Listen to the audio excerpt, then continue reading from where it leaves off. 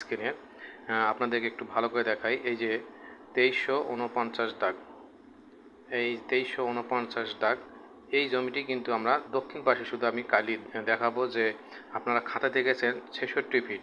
এই 66 ফিটটি আমার এখানে স্কেলে আসতেছে কিনা, অর্থাৎ এই বাহুটা আমি যে খাতায় জমি প্র্যাকটিক্যাল মাপতে যে দেখিয়েছি জমিতে 66 ফিট এবং অ্যানালগ সিস্টেমে ম্যাপে আমি দেখিয়েছি 66 ফিট, সেটি বাস্তবে এখানে 66 ফিট হচ্ছে কিনা এটি এখন আমি আপনাদেরকে দেখাবো। যে এই যে দক্ষিণ বাহু, এই দক্ষিণ বাহুটি আমি স্কেল করে দেখাবো যে 66 ফিট হচ্ছে কিনা। আপনারা আমার খাতায় দেখেছেন 66 ফিট।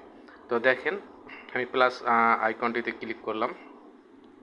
প্লাসের পরে আমি সবার নিচে দেখেন লাইন কমান্ড আছে, এই লাইন কমান্ডে আমি ক্লিক করলাম। ক্লিক করার পরে এই লাইন থেকে আমি দেখেন জুম আউট করতেছি, বড় করতেছি, অর্থাৎ যাতে করে নিখুঁত হয় মাপটি।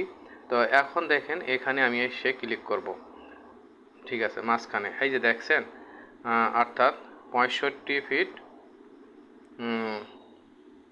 65 ফিট 10 ইঞ্চি 82, অর্থাৎ 66 ফিট হয়েছে। অর্থাৎ এখানে আমরা এটাকে 66 ফিট নিতে পারি। 65 ফিট 10 ইঞ্চি 82 পয়েন্ট, অর্থাৎ 66 ফিট। এটা আপনারা আমার খাতাতেও দেখেছেন।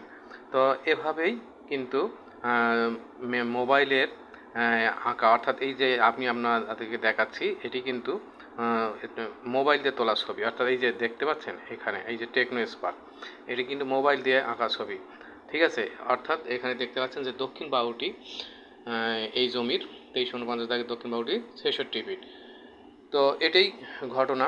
তো আপনাদেরকে দেখানো হচ্ছে, বোঝানো হলো যে ম্যাপের সঙ্গে আমরা যে মোবাইল দিয়ে যে ছবিটি তুলি সেটি আমাদের গুনিয়া স্কেল, অর্থাৎ অ্যানালগ সিস্টেমে যেটি 66 ফিট সেটি হচ্ছে কি না। অর্থাৎ মোবাইল দিয়ে তোলা ছবিও কিন্তু এই মোবাইল দিয়ে তোলা ছবিও কিন্তু কালি করা যায়, অর্থাৎ জমির পরিমাণ কিন্তু ঠিক থাকবে।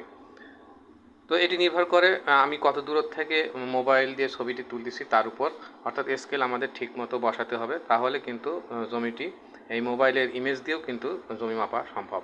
তো ভিউয়ার বুঝতে পারছেন নিশ্চয়ই।